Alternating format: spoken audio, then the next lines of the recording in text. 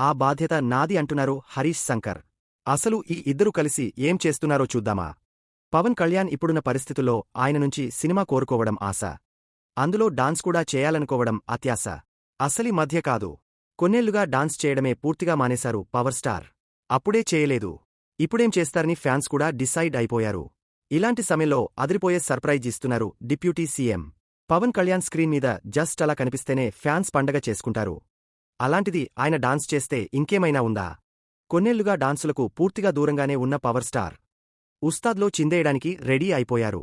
దాదాపు దశాబ్దం తర్వాత స్టెపులేయబోతున్నారు పవన్. మొన్న విడుదలైన స్టిల్ కూడా ఆ పాటలోనిదే. ఇప్పుడు వీడియో వచ్చింది. చూస్తున్నారుగా. ఇందులో పవన్ స్వాగ్. బ్లాక్ అండ్ బ్లాక్లో ఆయన్ని చూస్తుంటే మామూలుగా లేదంటున్నారు ఫ్యాన్స్. ఇన్బిల్ట్ స్వాగ్తో పవన్ జస్ట్ అలా 2 స్టెపులేసినా థియేటర్స్ ఊగిపోతాయి. నా మాట నమ్మండి. ఉస్తాద్లో ఇలాంటి స్టెపులు బోలెడుంటాయి అంటున్నారు హరీష్ శంకర్.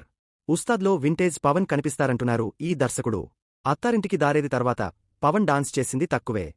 చేసినా 1-2 స్టెపులే. ఉస్తాద్లో దేవీ ఫాస్ట్ బీట్స్ విన్నాక తనకు డాన్స్ చేయాలనిపిస్తుందంటున్నారు పవర్ స్టార్. డిసెంబర్లోనే ఫస్ట్ సింగిల్ రానుంది. గబ్బర్ సింగ్కు మించి దీన్ని ప్లాన్ చేస్తున్నారు హరీష్.